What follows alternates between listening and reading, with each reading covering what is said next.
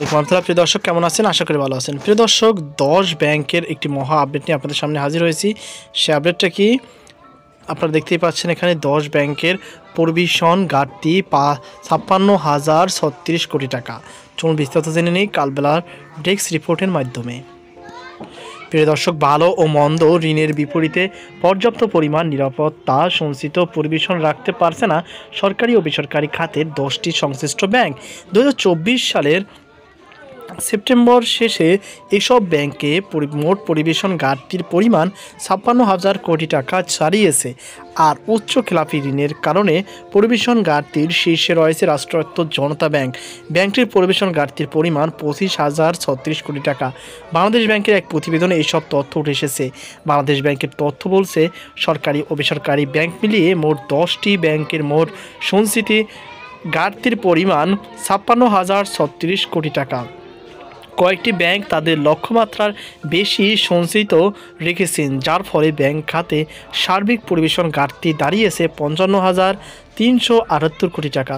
গত জুনে ব্যাংক খাতের পরিবেশন ঘাটতি ছিল 31,544 কোটি টাকা, অর্থাৎ মাত্র 3 মাসের ব্যবধানে পরিবেশন ঘাটতি বেড়েছে 24,492 কোটি টাকা। অর্থনীতিবিদরা বলছেন, এখন ব্যাংকের যে অবস্থা তাতে পরিবেশন ঘাটতি হবে, কারণ দিন দিন খেলাপি ঋণ বাড়ছে। সম্প্রতি খেলাপি ঋণ আরও বেড়ে গেছে, বিশেষ করে রাষ্ট্রায়ত্ত ব্যাংকগুলোতে বেশি বেড়েছে, তাই পরিবেশন ঘাটতি বাড়বে। এখানে শতভাগ পরিবেশন রাখা দরকার, কারণ একটার সঙ্গে আরেকটা জড়িত। এভাবে পরিবেশন ঘাটতি বাড়তে থাকলে ব্যাংকগুলো দুর্বল হয়ে যাবে। পরিবেশন ঘাটতি কমাতে হলে আগে খেলাপি ঋণ কমাতে হবে। ঋণ দেওয়ার ক্ষেত্রে যাচাই বাছাই করে দিতে হবে, যাতে টাকাগুলো আবারও ফেরত আসে। নিয়ম অনুযায়ী ব্যাংকগুলোকে পরিচালনা মুনাফার 0.5 থেকে 5% সাধারণ ক্যাটাগরির ঋণের বিপরীতে প্রভিশন হিসাবে রাখতে হয়।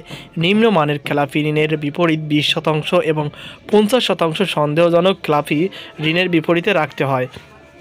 এছাড়া প্রতিটি ব্যাংকের জন্য মন্দ বা লোকসান ক্যাটাগরিতে খেলাপি ঋণের বিপরীত 100% প্রভিশনিং আলাদা করে রাখার বিধান রয়েছে। পরিবেশন ঘাটতি ব্যাংক খাতের জন্য একটি অশনি সংকেত, কারণ এটি ব্যাংকগুলোকে দুর্বল আর্থিক অবস্থার চিত্র তুলে ধরে, যা মূলত উচ্চ খেলাপি ঋণের ফল। তথ্যমতে 2024 সালের সেপ্টেম্বর শেষে দেশের ব্যাংক খাতে সবচেয়ে বেশি পরিবেশন ঘাটতি রয়েছে রাষ্ট্রায়ত্ত জনতা ব্যাংক। সেপ্টেম্বর শেষে ব্যাংকটির পরিবেশন ঘাটতির পরিমাণ দাঁড়িয়েছে 25,041 কোটি টাকা। ব্যাংকটির এই পরিবেশন ঘাটতির মূল্যে রয়েছে উচ্চ খেলাপি ঋণ। সেপ্টেম্বর শেষে ব্যাংকটির খেলাপি ঋণের পরিমাণ দাঁড়িয়েছে 60,345 কোটি টাকা, যেটা ব্যাংকটির মোট বিতরণকৃত ঋণের 66.15%। এসব খেলাপি ঋণের মধ্যে আদায় অযোগ্য ঋণে পরিণত হয়েছে 55,481 কোটি টাকা। এ বিষয়ে জানতে জনতা ব্যাংকের ব্যবস্থাপনা পরিচালক এমডি মুজিবুর রহমান কল করলে তিনি ফোন ধরেননি। প্রতিবেদন অনুযায়ী গত বছরের সেপ্টেম্বর শেষে পরিবেশন ঘাটতি দ্বিতীয় অবস্থান রয়েছে বেসরকারি খাতের ন্যাশনাল ব্যাংক। সেপ্টেম্বর শেষে ব্যাংকটিকে মোট পরিবেশন ঘাটতির পরিমাণ দাঁড়িয়েছে 16,613 কোটি টাকা। এর আগে জুন শেষে ব্যাংকটির পরিবেশন ঘাটতি ছিল 14,703 কোটি টাকা। 3 মাসের ব্যবধানে তাদের ঘাটতি বেড়েছে প্রায় 2,000 কোটি টাকা। পরিবেশন ঘাটতির তালিকায় তৃতীয় অবস্থানে রয়েছে রাষ্ট্রায়ত্ত অগ্রণী ব্যাংক। সেপ্টেম্বর শেষে ব্যাংকটির পরিবেশন ঘাটতি দাঁড়িয়েছে 7,591 কোটি টাকা। এর আগে জুন শেষে ব্যাংকটির পরিবেশন ঘাটতি ছিল 5,311 কোটি টাকা। পরিবেশন ঘাটতিতে চতুর্থ অবস্থানে রয়েছে আরেক রাষ্ট্রায়ত্ত ব্যাংক, বেসিক ব্যাংক। এই সময় ব্যাংকটির ঘাটতি দাঁড়িয়েছে 5,296 কোটি টাকা। এর আগে জুন শেষে ব্যাংকটির পরিবেশন ঘাটতি ছিল 5,241 কোটি টাকা।